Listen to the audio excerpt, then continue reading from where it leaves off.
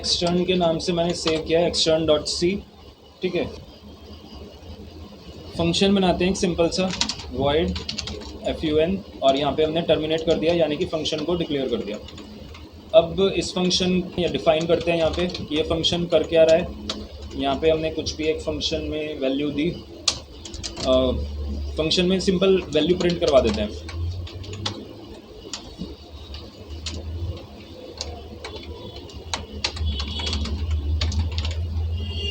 Slash N करके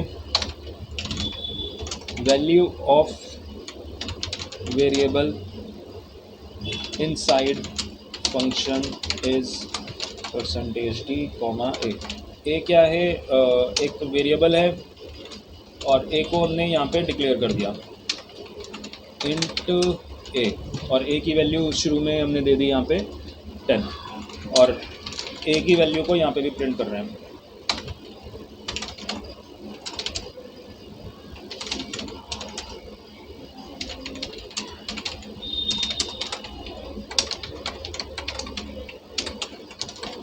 ठीक है, इसको सेव कर देते हैं F2 और रन करते हैं। तो जब हमने रन करा तो यहाँ पे एरर आ रहा है अनडिफाइंड वेरिएबल ए।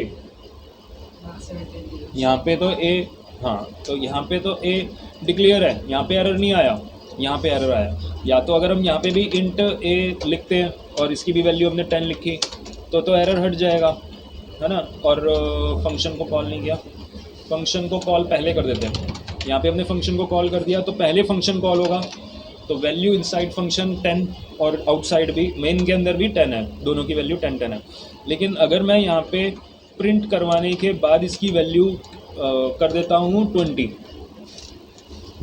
तो ये नीचे वाली की चेंज हुई है ए की, जो कि प्रिंट के बाद हुई है। तो प्रिंट के बाद चेंज हुई है लेकिन मेन में उसका कोई फ़र्क नहीं पड़ा, क्यों? क्योंकि ये दोनों वेरिएबल्स अलग अलग हैं।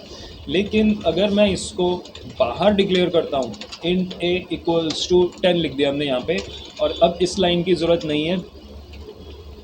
जब हमने ये लाइन लिखी थी तो इसका मतलब है लोकल वेरिएबल, और अगर हमने बाहर लिख दिया तो ये हमारा बन गया ग्लोबल वेरिएबल, और ये भी लोकल ही था। तो हमें लोकल नहीं प्रिंट करवाना, हमें चाहिए ग्लोबल वाला। तो इसका आउटपुट बताओ अब क्या आएगा।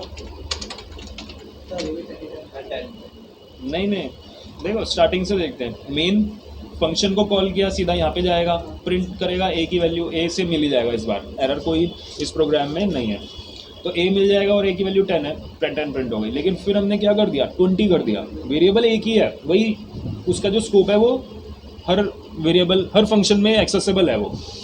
तो एक जगह हम चेंज कर रहे हैं ना, तो इसमें भी चेंज हो जाएगा, लेकिन प्रिंट करवाने के बाद वाली वैल्यू चेंज होगा। तो ए 20 हुआ, फिर उसके बाद यहाँ पे जाएगा और यहाँ पे प्रिंट करेगा ए की वैल्यू। तो नीचे हमने चेंज करी है ना, तो ऊपर भी रिफ्लेक्ट होगा चेंज। तो इसका आउटपुट क्या आया, 10 फिर 20। ठीक है, तो यहाँ पे हमने एक जगह चेंज करेंगे तो दूसरी जगह चेंज हो जाएगा, क्योंकि वेरिएबल एक ही है। एक जगह चेंज करोगे बाकी जगह भी रिफ्लेक्ट होगी उसकी वैल्यू। अच्छा, ये बताओ कि अगर हमने यहाँ पे लिखा इंट ए इक्वल्स टू 5, तो ऐसा कर सकते हैं, कोई एरर नहीं आ रहा। ओहो, यहाँ पे ग्लोबल लिख दिया है ना, ये लोकल वेरिएबल है ना, ये लोकल है, ऊपर वाला ग्लोबल है। तो एक वेरिएबल को हम ऐसा भी लिख सकते हैं कि ये ग्लोबल और ये लोकल। तो ये ग्लोबल का स्कोप सेम नाम भी हो सकते हैं, है ना। तो वो ग्लोबल है और ये लोकल है। तो जब हम ए को प्रिंट करवा रहे हैं तो अब इस ए में 2 ए मिलेंगे इसको, ग्लोबल वाला भी एक्सेसिबल हो सकता है और लोकल वाला भी। तो ये किसको एक्सेस करेगा, लोकल वाला नियर बाय होता है। तो लोकल नियर है, पास है, तो वो लोकल वाले को ही ज़्यादा प्रेफरेंस देता है। तो इसकी वैल्यू क्या आएगी, 5। लेकिन बाद में हमने क्या लिखा है, ए इक्वल्स टू 20। तो ये किसको चेंज करेगा, ग्लोबल को। चेक करते हैं, जब हम चेंज कर रहे हैं तो उसने लोकल को ही प्रेफर किया है, ग्लोबल को उसने इस बार चेंज किया ही नहीं। क्योंकि अगर हमने फंक्शन के अंदर वेरिएबल डिक्लेयर कर दिया तो वो उसी वेरिएबल को ही एक्सेस करेगा, ग्लोबल को एक्सेस नहीं कर पा रहा है। ठीक है, तो दोनों तरीके हैं, या तो एक ही बार लिखो और अगर आपने इसके अंदर डिक्लेयर कर दिया तो वो एक्सेस तो हो जाएगा, लेकिन ग्लोबल की वैल्यू चेंज नहीं करेगा, वो लोकल की ही वैल्यू चेंज करेगा। क्लियर हुआ एक्सटर्नल, कोई डाउट है?